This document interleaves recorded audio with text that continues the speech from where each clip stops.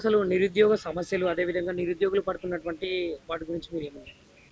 ముందుగా మీడియా వాళ్ళకు చాలా చాలా కృతజ్ఞతలు.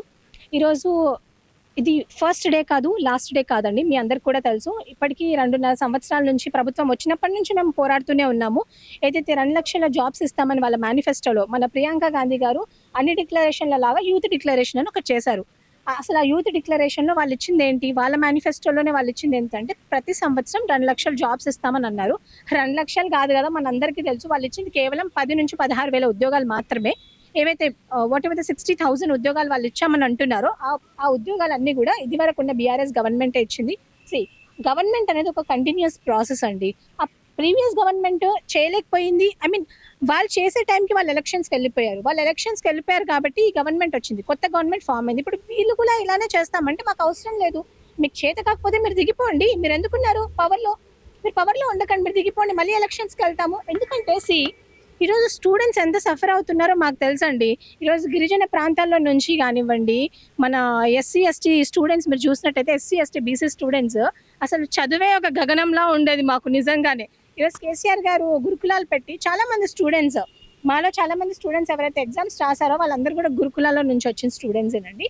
ఇలాంటి చాలామంది స్టూడెంట్స్కి ఈరోజు అవకాశం కల్పించి వాళ్ళు ఎగ్జామ్ రాసే విధంగా మనం చేయండి అని అడిగితే ఈ ఉన్న కరెంట్ కాంగ్రెస్ గవర్నమెంట్ కేవలం అగ్రకులాలకు మాత్రమే వాళ్ళ రాజ్యాధికారాలను వాళ్ళు ఇస్తున్నారనమాట.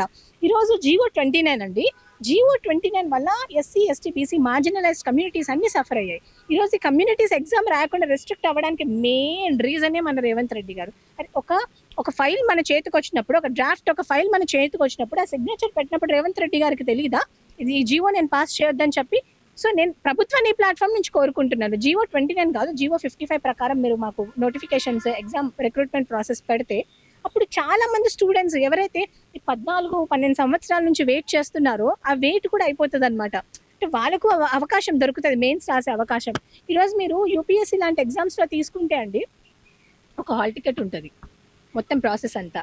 కానీ ఇక్కడ 3 హాల్ టికెట్స్ ఉంటాయి. ఒకటే హాల్ టికెట్ ఉంటుంది, కానీ ఇక్కడ మాత్రం 2 హాల్ టికెట్స్ ఉంటాయి. సో మీరే ఆలోచించుకోండి గవర్నమెంట్ ఏ రకంగా. అండ్ మోర్ ఓవర్ మొన్న రీసెంట్గా కూడా మేము సుప్రీంకోర్టుకి వెళ్ళాం గ్రూప్ 1లో జరిగిన అవకతవకల గురించి. అప్పుడు కూడా సుప్రీంకోర్టు ఇప్పుడు మన ఇండియాలో జ్యుడిషియరీ ఇస్ అన్ అల్టిమేట్ అంటారు. అంటే మేము ఇంకా ఎవరి దగ్గరికి వెళ్ళాలి? ఇప్పుడు దేవుడు ఎక్కడ ఉన్నాడు రా బాబు అంటే సుప్రీంకోర్టులో ఉన్నాడు, జ్యుడిషియరీలో ఉన్నాడు అని అంటారు. మేము దేవుడు అక్కడ ఉన్నాడు అని చెప్పేసి అక్కడికి పోతే ఈరోజు ఏం చేసినారు? సుప్రీంకోర్టు కనీసము అసలు ఏం జరిగింది ఏంటి అని అడగకుండా మా కేసుని డిస్మిస్ చేసింది. అసలు ఎంత అన్ఫేర్ అండి ఇది. ఎవరిని వెళ్ళి అడగాలి?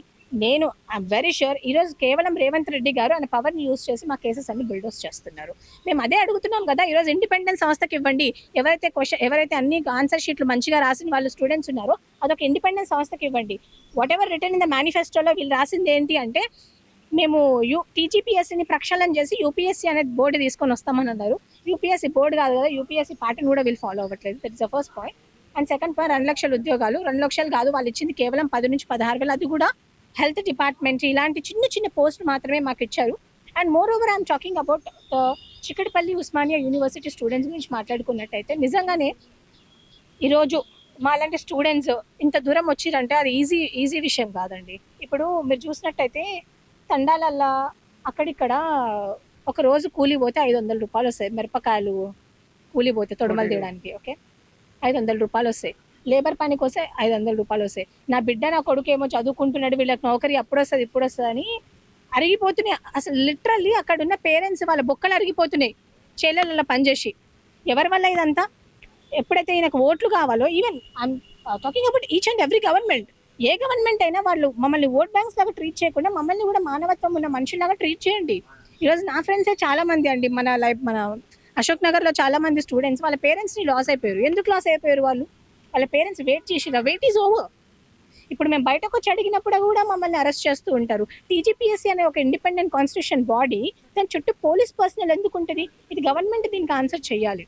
అండ్ మోర్ ఓవర్ నేను ఈ ప్లాట్ఫామ్ నుంచి ఏం రిక్వెస్ట్ చేసుకుంటున్నానంటే మా లైబ్రరీ స్టూడెంట్స్కి 3.5 లక్షల కోట్ల కంటే, అంటే 4 లక్షల కోట్ల కంటే ఎక్కువ ఉన్న బడ్జెట్ ఉంది మన తెలంగాణకి. సో ఆ బడ్జెట్లో కొంచెం మా వాళ్ళకు కూడా కేటాయించి వాళ్ళకు ఫ్రీగా ఏదైనా భోజనం పెట్టియండి అని కోరుకుంటున్నాను. And library situation is also not good. So అది కూడా కొంచెం సెట్ చేయాలని రిక్వెస్ట్ చేస్తున్నాను.